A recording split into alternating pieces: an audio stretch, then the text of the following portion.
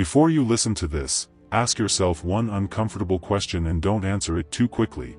Why do some people stay in your mind long after they're gone, while others, kind, loving, attentive, fade almost instantly? If love is supposed to be the strongest force we feel, why does it so often fail to hold attention, loyalty, or desire? And here's the unsettling part most people avoid. What if the thing that hooks us isn't love at all, but something quieter, colder, and far more psychological? Sit with that thought for a moment, because by the end of this story, you may realize that many of the rules you believed governed attraction were never the real rules, and once you see the hidden mechanism, you can't unsee it. Imagine a man who does everything right. He listens carefully. He reassures. He shows consistency. He offers emotional safety like a warm blanket. On paper, he is perfect. And yet, over time, something strange happens. The conversations shorten. The excitement dulls. The attention drifts. Now contrast him with another man, less available, harder to read, not cruel, not chaotic, but somehow, anchored. He doesn't rush to fill silence. He doesn't explain himself when misunderstood. He doesn't disappear in anger, but he also doesn't stay where he feels diminished. Why does the second man linger in memory like a song you can't shake, while the first becomes background noise? The answer isn't love versus hate. It's something far more subtle, and we're only just opening the door to it. Human desire doesn't grow in certainty, it grows in tension. The mind doesn't obsess over what it fully understands, it circles what feels unfinished. This is where most people get trapped without realizing it. They think emotional security creates attachment, when in reality, emotional significance does. And significance is born when something feels rare, self-contained, and capable of leaving. Not threatening, not manipulative, just solid enough that its absence would be felt. When someone senses that your presence is a choice rather than a need, something shifts internally. A quiet question forms in their mind: what would it cost me if this disappeared? And once that question appears, curiosity wakes up, even if they don't consciously want it to. There's a psychological principle at work here that doesn't care about gender or romance, it governs attention itself.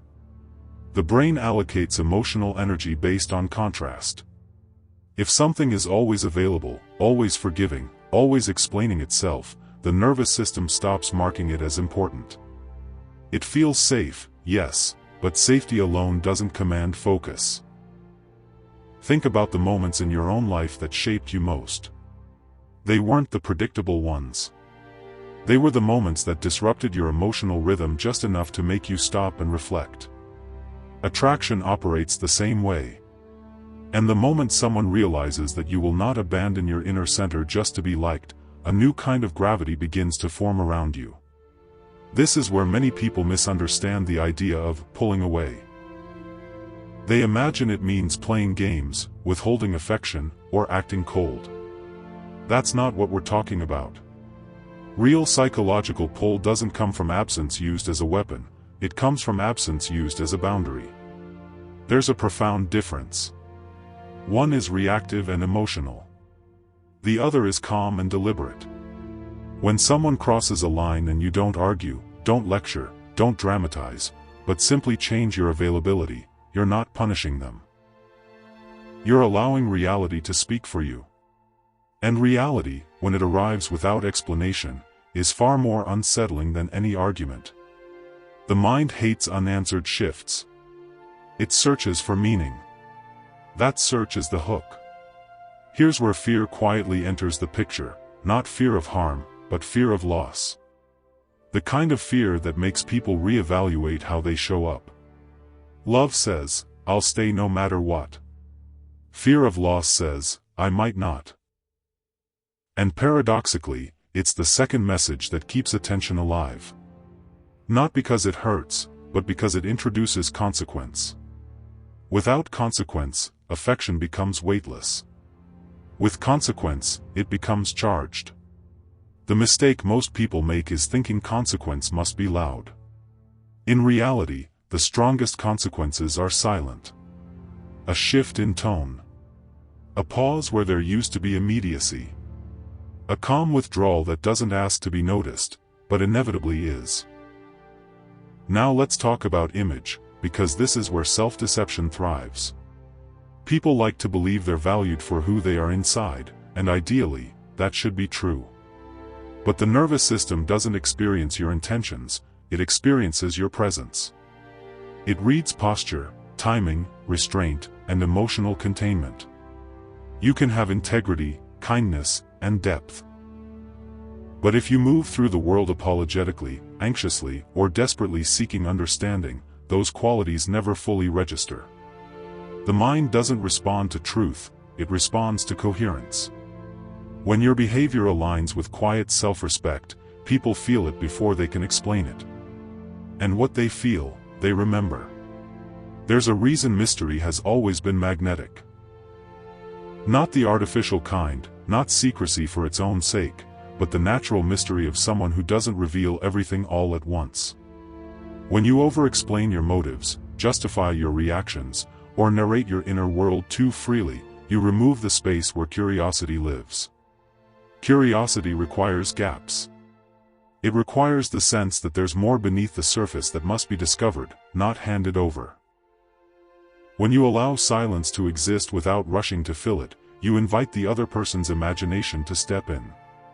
And imagination, once engaged, is far more powerful than information. At some point, every dynamic reaches a test, not because someone wants to sabotage it, but because the human psyche needs to know where the edges are. Tests don't always look dramatic. Sometimes they arrive as emotional inconsistency, subtle disrespect, or mixed signals. The response to these moments reveals everything. Most people panic. They try to fix the mood, clarify intentions, or restore harmony through words. But words often collapse power instead of creating it.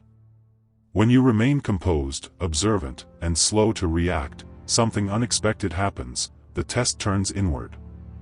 The other person begins watching themselves. And that internal shift is where respect is born. Strength without awareness becomes intimidation. Awareness without strength becomes fragility. The balance between the two is what creates presence. A grounded person doesn't need to prove anything. They don't rush to assert dominance, nor do they shrink to preserve connection. They simply remain where they are. And that steadiness becomes a mirror. It forces others to decide how they will meet you. This is not about winning or losing. It's about refusing to abandon yourself to manage someone else's emotions. When people sense that you won't collapse under pressure, they stop applying it. Another uncomfortable truth: the mind bonds more deeply to experiences that feel earned. When appreciation is given freely and endlessly, it loses texture.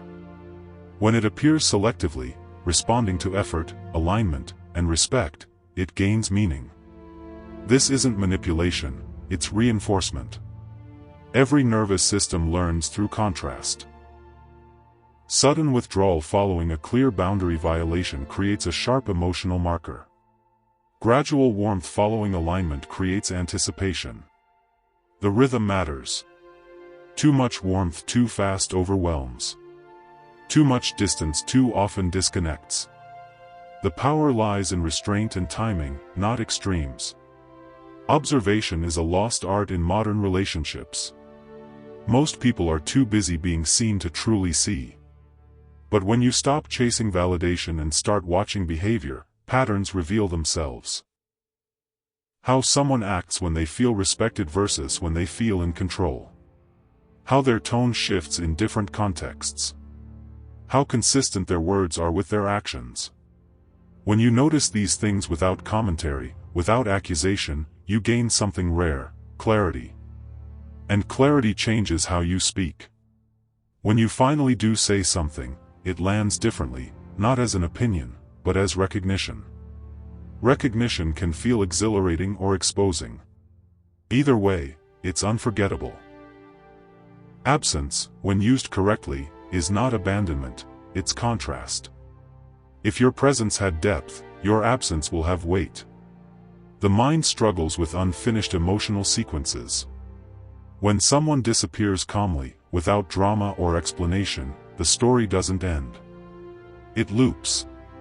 The brain replays interactions, searching for meaning, trying to resolve the gap. This is why predictability kills fascination. It closes loops too quickly. Mystery keeps them open.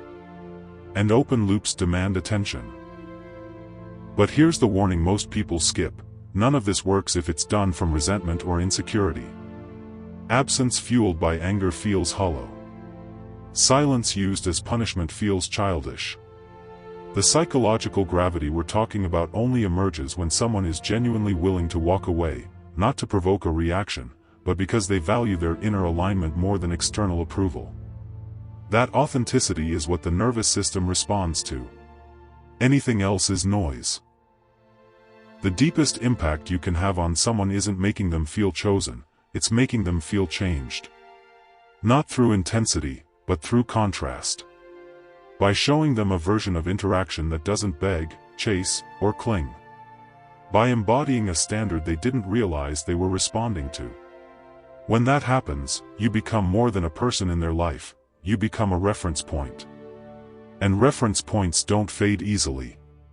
So the question returns, heavier now than before. If love alone were enough, why would the mind crave what feels slightly out of reach? Why would respect, restraint, and self-containment generate more pull than endless reassurance? The answer isn't cynical. It's human. We are drawn to what has gravity. And gravity doesn't chase, it holds. If something in this unsettles you, that's a sign you're seeing beneath the surface of attraction for the first time. This isn't about controlling anyone. It's about reclaiming control over yourself. Because the moment you stop needing to be chosen, you become someone who can't be ignored. And that shift, quiet, internal, irreversible, is where everything changes. The moment that realization settles in, something subtle but irreversible begins to change inside you. You start noticing how often people trade their center for connection, how quickly they rush to soften themselves just to avoid discomfort, how frequently they explain their worth instead of embodying it.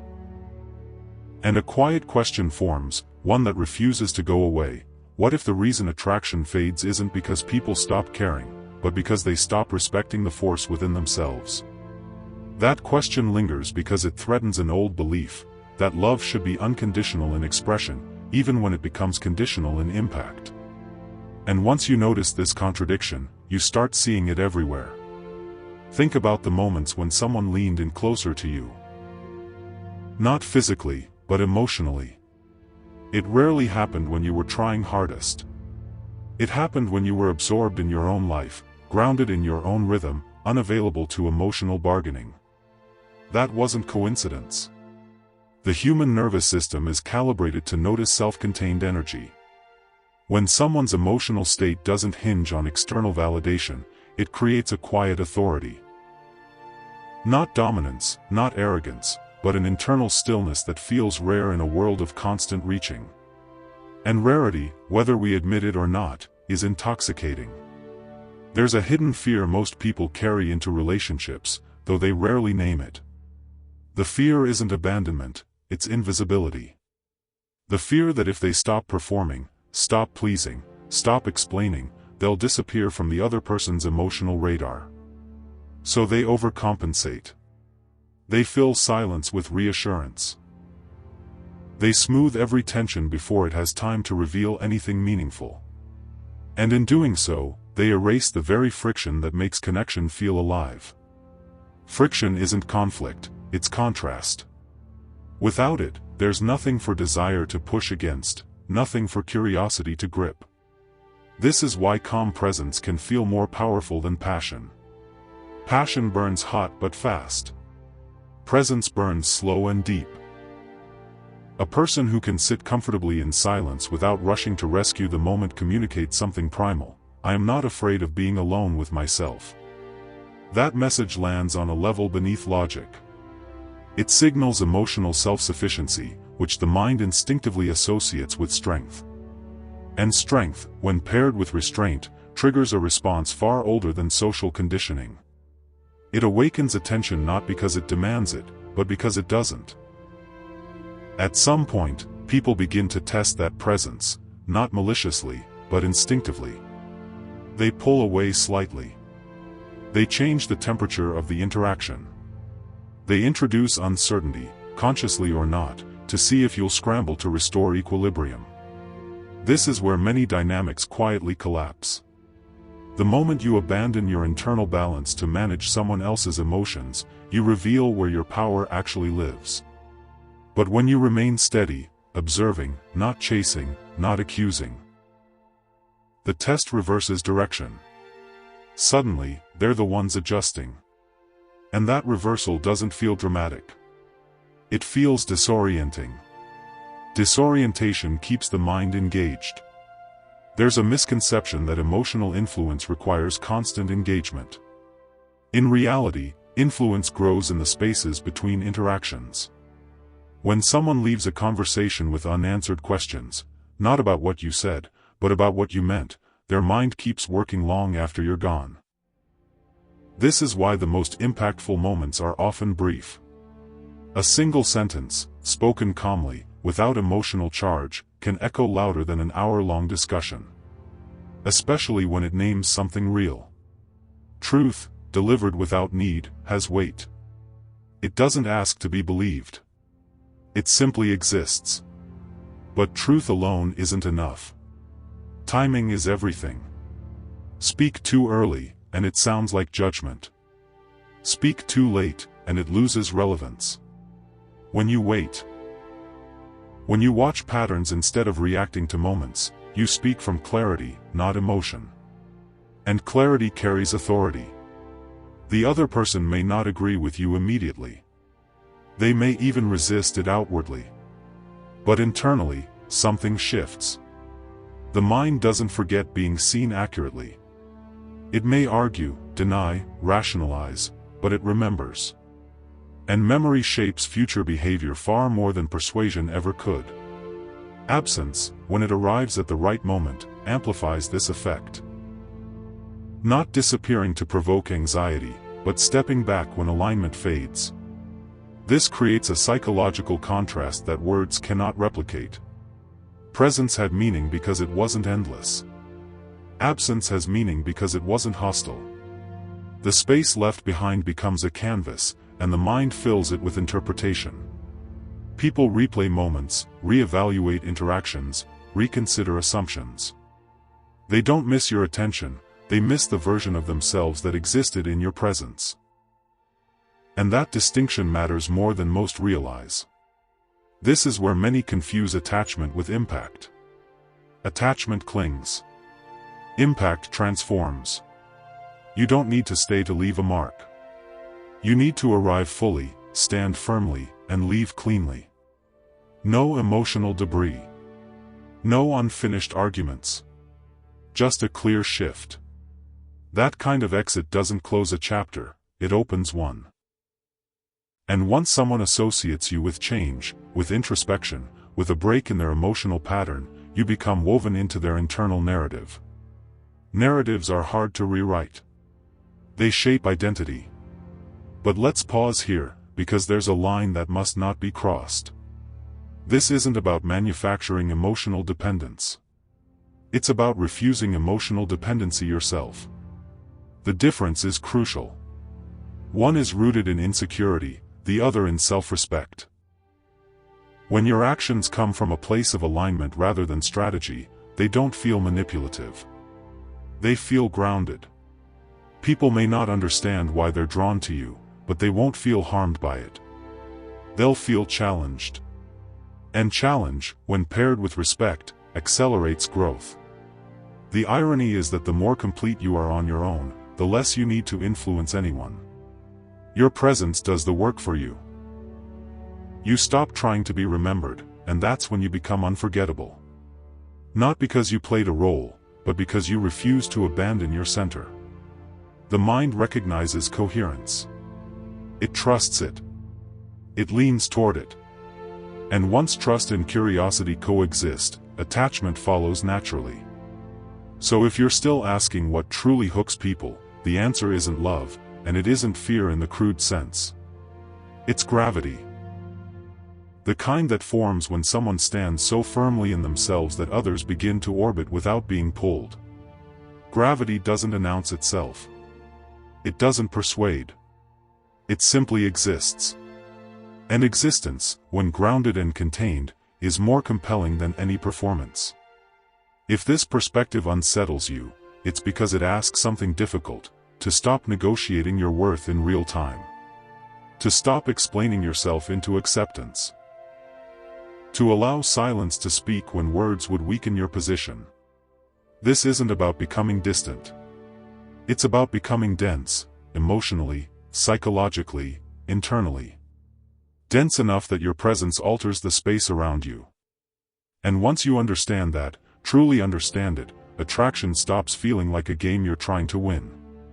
It becomes a byproduct of how you live. Who you are when no one is watching. What you tolerate. What you walk away from without resentment. That's the quiet power Machiavelli observed long before modern psychology gave it language. Not control over others, but mastery over self. And mastery, when seen, is impossible to ignore.